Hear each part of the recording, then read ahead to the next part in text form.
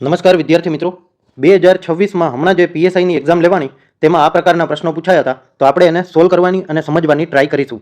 ફેબ્રુઆરી 2014ની સ્થિતિએ Bharat November 2021માં COP26માં પ્રતિબદ્ધ થવા મુજબ ખાલી જગ્યા સુધીમાં ચોખ્ખી શૂન્ય ઉર્જા હાંસલ કરવાનું જાહેર કર્યું છે. તો સાચો જવાબ આવશે મિત્રો ઓપ્શન ડી 2070. હવે લક્ષ્યાંક રાખ્યો છે 2070 સુધીનો. જાહેર કરતા વડાપ્રધાન નરેન્દ્ર મોદી છે. સમિટની વાત કરીએ તો COP26 ગ્લાસગોમાં યોજાઈ હતી. હેતુ ગ્લોબલ વોર્મિંગને રોકવા માટે કાર્બન ઉત્સર્જન ઘટાડવાનો રાખવામાં આવ્યો હતો. હવે માનવ મગજનો નીચેના પૈકી કયો ભાગ ગળી જવા માટે અને ઉલટી થવા અંગેનું નિયમન કેન્દ્ર છે? તો સાચો જવાબ આવશે મિત્રો ઓપ્શન સી મેડુલા ઓબ્લોંગાટા. તો હવે નિયમન કેન્દ્ર એટલે કે ઉલટી અને ગળવાની પ્રક્રિયા આના દ્વારા થાય છે, અથવા તો ઉધરસ, છીંક, લાળ ઝરવા જેવી પ્રક્રિયાઓનું કેન્દ્ર છે. અનૈચ્છિક ક્રિયાઓ શ્વાસોશ્વાસ, હૃદયના ધબકારા, રક્ત દબાણ જેવી અગત્યની જૈવિક ક્રિયાઓનું પણ નિયંત્રણ કરે છે. આ ભાગ પશ્ચ મગજમાં આવેલો છે અને કરોડરજ્જુ સાથે જોડાયેલો હોય છે. તો આટલું યાદ રાખી લેજો. હવે ગુજરાત સરકારની જાહેરાત અનુસાર વર્ષ 2025માં ગુજરાતની માથાદીઠ આવક ખાલી જગ્યાને પાર કરી ગઈ છે. તો સાચો જવાબ આવશે મિત્રો ઓપ્શન સી 3 લાખને પાર કરી ગઈ છે. ચોક્કસ રકમની વાત કરી તો ડિસેમ્બર 2025ના અહેવાલ મુજબ ગુજરાતની માથાદીઠ આવક 3,09,57 નોંધાઈ છે. છેલ્લા એક વર્ષમાં માથાદીઠ આવકમાં અંદાજે 9.10%નો વધારો થયો છે.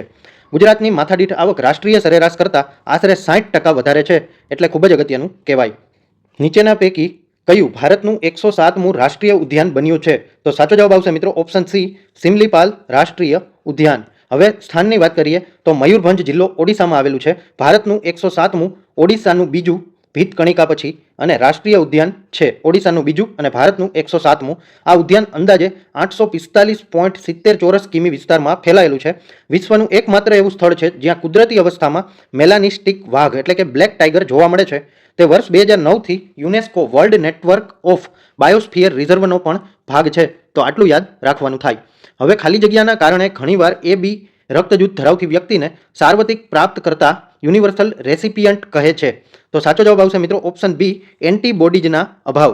હવે આજે AB રક્તજૂથના લાલ રક્તકણો RBC પર A અને B બંને એન્ટીજેન્ટ્સ હાજર હોય છે. તેમના રુધિર રસ એટલે કે પ્લાઝમામાં A કે B પૈકી એક પણ એન્ટીબોડી હોતી નથી. હવે એન્ટીબોડી ન હોવાને કારણે જ્યારે અન્ય કોઈ પણ રક્તજૂથનું લોહી ચઢાવવામાં આવે છે ત્યારે શરીરમાં લોહીના ગંઠાવાની પ્રતિક્રિયા થતી નથી. હવે કિશોરીઓમાં કયા પ્રકારના કેન્સરને રોકવા માટે વડાપ્રધાન શ્રી નરેન્દ્ર મોદીએ રાષ્ટ્રવ્યાપી HPV રસી કાર્યક્રમ શરૂ કર્યો છે? તો સાચો જવાબ આવશે મિત્રો ઓપ્શન સી ગર્ભાશયના મુખનું કેન્સર. હવે લક્ષ્યાંકિત જૂથની વાત કરી તો આ કાર્યક્રમ અંતર્ગત દર વર્ષે 14 વર્ષની વયથી અંદાજે 1.15 કરોડ કિશોરીઓને રસી આપવામાં આવશે. આ અભિયાનમાં ગાર્ડાસિલ 4 નામની ક્વાડ્રીવેલેન્ટ રસીનો ઉપયોગ કરવામાં આવે છે. સરકારી આરોગ્ય કેન્દ્રો અને આયુષ્માન આરોગ્ય મંદિરોમાં આ રસી મફતમાં મળશે. આ રાષ્ટ્રવ્યાપી અભિયાનનો શુભારંભ 28 ફેબ્રુઆરી 2026ના રોજ રાજસ્થાનના અજમેરથી કરવામાં આવ્યો હતો. હવે નીચેના પૈકી કયું ભારતનું સ્વદેશી બનાવટનું લાઇટ કોમ્બેટ હેલિકોપ્ટર છે? તો સાચો જવાબ આવશે મિત્રો ઓપ્શન સી પ્રચંડ. હવે આ જે પ્રચંડ છે એ ઉત્પાદન હિન્દુસ્તાન એરોનોટિક્સ લિમિટેડ દ્વારા કરવામાં આવ્યું છે. ખાસ કરીને ઊંચાઈવાળા વિસ્તારોમાં લડાઈ કરવા માટે તૈયાર કરવામાં આવ્યું છે. તે 5000 મીટર અને 16,400 ફૂટની ઊંચાઈ પર ઉતરાણ અને ઉડાન ભરી શકતું વિશ્વનું એકમાત્ર એટેક હેલિકોપ્ટર છે. આ હેલિકોપ્ટરમાં શત્રુના રડારથી બચવા માટે આધુનિક સ્ટેલ્થ સુવિધાઓ અને આર્મર પ્રોટેક્શન પણ છે. તે 20 mmની ગન, રોકેટ પેડ્સ અને હવાથી હવા તેમજ હવાથી જમીન પર પ્રહાર કરતી મિસાઇલોથી પણ સજ્જ છે. હવે ગ્લોબલ વોર્મિંગને ડામવા માટે સંદર્ભે UNFCCCનું પૂર્ણ સ્વરૂપ નીચેના પૈકી કયું છે? તો સાચો જવાબ આવશે મિત્રો United Nations framework convention on climate change. તો આ યાદ રાખી લેજો. હવે આનો ગુજરાતી અર્થ થાય છે આબોહવા પરિવર્તન પર સંયુક્ત રાષ્ટ્ર ફ્રેમવર્ક કન્વેન્શન. વાતાવરણમાં ગ્રીન હાઉસ ગેસના પ્રમાણને સ્થિર કરી ગ્લોબલ વોર્મિંગને રોકવાના હેતુથી આ કન્વેન્શન કાર્ય કરે છે. અને 1992માં રિયો ડી જેનારોના અર્થ સમિટ દરમિયાન આ સંધિ તૈયાર કરવામાં આવી હતી. COP.UNFCCCના સભ્ય દેશોની વાર્ષિક બેઠકને conference of the parties COP તરીકે ઓળખવામાં આવે છે. હવે ન્યુક્લિયર મેગ્નેટિક રેઝોનન્સ NMR સ્પેક્ટ્રોસ્કોપીમાં નીચેના પૈકી કયા પ્રકારના ઇલેક્ટ્રોમેગ્નેટિક રેડિયેશનનો ઉપયોગ થાય છે? તો સાચો જવાબ આવશે મિત્રો ઓપ્શન સી રેડિયો તરંગો. હવે આ જે રેડિયો તરંગો છે એને રેડિયો ફ્રીક્વન્સી તરંગો કહેવામાં આવે છે, RF વેવ્સ. આ પદ્ધતિમાં મજબૂત ચુંબકીય ક્ષેત્રમાં રહેલા પરમાણુ કેન્દ્ર દ્વારા રેડિયો તરંગોનું શોષણ માપવામાં આવે છે. તે મુખ્યત્વે કાર્બનિક સંયોજનોના બંધારણ અને અણુઓની રચના જાણવા માટે વપરાય છે. આ જ સિદ્ધાંત પર MRI એટલે કે મેગ્નેટિક રેઝોનન્સ ઇમેજિંગ મશીન કામ કરે છે. હવે IR સ્પેક્ટ્રોસ્કોપીની વાત આવે તો એમાં ઇન્ફ્રારેડ કિરણોનો યુઝ થાય.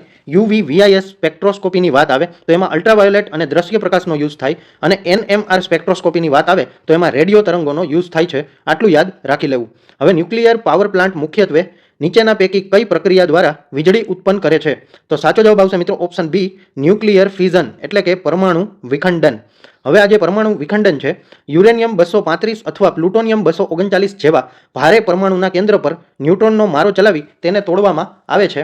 આ વિખંડન પ્રક્રિયા દરમિયાન પ્રચંડ પ્રમાણમાં ગરમી મુક્ત થાય છે. આ ગરમીનો ઉપયોગ પાણીને વરાળમાં રૂપાંતરિત કરવા માટે થાય છે, જે ટર્બાઇન ફેરવીને વીજળી ઉત્પન્ન કરે છે. તો આટલું યાદ રાખી લેજો. અને PSI 2026ના આવી રીતે દરેક પ્રશ્નનું આપણે ડિટેલમાં સોલ્યુશન 10 પ્રશ્ન કરીને લાવીશું. જેથી કરીને જોડાયેલા રહેજો. ધન્યવાદ.